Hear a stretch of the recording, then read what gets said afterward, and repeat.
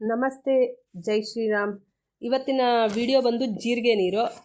ಇದು ನಮ್ಮ ಮನೇಲಿ ವೆಯ್ಟ್ ಲಾಸ್ಗೆ ಮಾಡುವಂಥ, ನಮ್ಮ ಹಸ್ಬೆಂಡ್ ಮಾಡುವಂಥ ಎರಡನೇ ದಿನಚರಿ ರೊಟೀನ್ ಅಂತ ಹೇಳ್ಬೋದು. ಇದನ್ನು ಮೊದಲು ಬಿಸಿ ನೀರು ಕುಡಿದ ನಂತರ ಈ ಜೀರಿಗೆ ನೀರನ್ನು ಒಂದು ಅರ್ಧ ಗಂಟೆ ಆದ ನಂತರ ಈ ಜೀರಿಗೆ ನೀರನ್ನು ಕುಡಿತಾರೆ. ಈ ಜೀರಿಗೆ ನೀರಿಗೆ ನಾನು ಏನೇನು ಹಾಕಿದ್ದೀನಿ ಅಂದರೆ ಜೀರಿಗೆ ಪ್ಲಸ್ ಸೋಂಪು ಕಾಳು ಪ್ಲಸ್ ಅಜ್ವಾನ ಪ್ಲಸ್ ಕಲ್ಲು ಸಕ್ಕರೆ ಅಥವಾ ಬೆಲ್ಲ ಆ್ಯಡ್ ಮಾಡಿ ಈ ಜೀರಿಗೆ ನೀರನ್ನು ರೆಡಿ ಮಾಡಿದರೆ, ಜೀರಿಗೆ ನೀರಂದ್ರೆ ಅಮೃತಕ್ಕೆ ಸಮಾನ ಅಂತ ಹೇಳ್ತಾರೆ. ಈ ಜೀರಿಗೆ ಏನು ನಾನು ಪದಾರ್ಥಗಳನ್ನು ಹೇಳಿದೆ ಎಲ್ಲದೂ ಅಡುಗೆ ಮನೆಯಲ್ಲಿ ಸಿಗುವಂತಹ ಐಟಮ್ಗಳಿದು, ಎಲ್ಲ ಸಿಗುತ್ತೆ. ಅದು ನಮ್ಮ ಎಲ್ಲರ ಮನೆ ಅಡುಗೆ ಮನೆಯಲ್ಲೂ ಇರುತ್ತಿದ್ದು. ಇದು ಉಪಯೋಗಿಸ್ಕೊಂಡು ವೆಯ್ಟ್ ಲಾಸ್ ಹೆಂಗೆ ಮಾಡೋದು ಅಂತ.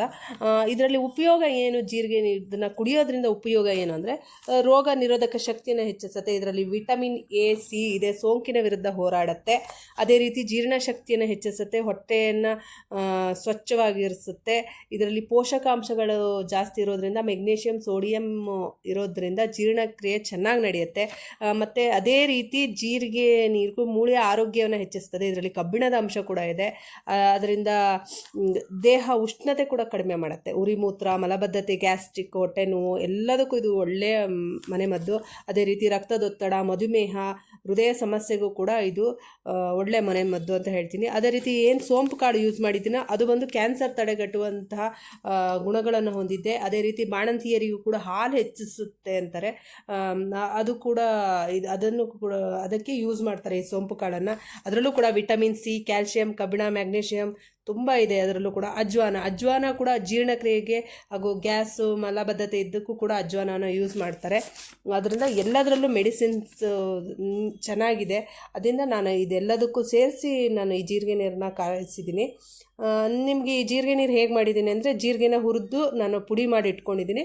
ಬೆಳಗ್ಗೆ ಎದ್ದ ತಕ್ಷಣ ಆ ಜೀರಿಗೆ ಪುಡಿ ಹಾಗೆ ಅಜ್ವಾನ ಪ್ಲಸ್ ಸೋಂಪು ಕಾಳನ್ನು ಪುಡಿ ಕೂಡ ಮಾಡಿ ಇಟ್ಕೊಂಡಿದ್ದೀನಿ.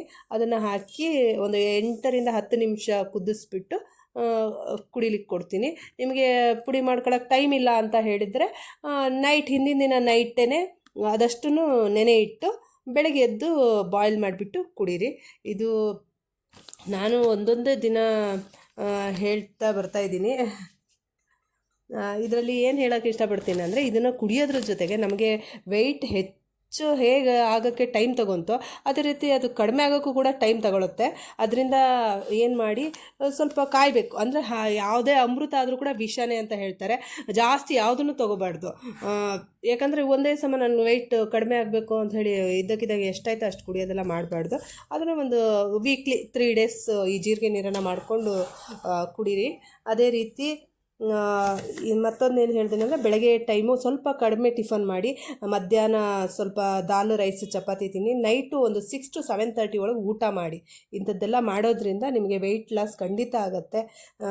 ನಾನು ಈ ವಿಡಿಯೋ ಇಷ್ಟ ಆದರೆ ಸಬ್ಸ್ಕ್ರೈಬ್ ಮಾಡಿ. ಇನ್ನೂ ಒಳ್ಳೊಳ್ಳೆ ವಿಚಾರಗಳು ಈ ಥರ ವೆಯ್ಟ್ ಲಾಸ್ಗೆ ಬೇಕಾದಂಥ ಇರ್ಬೋದು, ಬೇರೆ ಬೇರೆ ಒಳ್ಳೆಯ ವಿಷಯಗಳನ್ನು ತಿಳಿಸ್ಕೊಡ್ತೀನಿ. ನಮ್ಮ ಚಾನಲ್ಗೆ ಸಬ್ಸ್ಕ್ರೈಬ್ ಮಾಡಿ. ಥ್ಯಾಂಕ್ ಯು ಎಲ್ಲರಿಗೂ.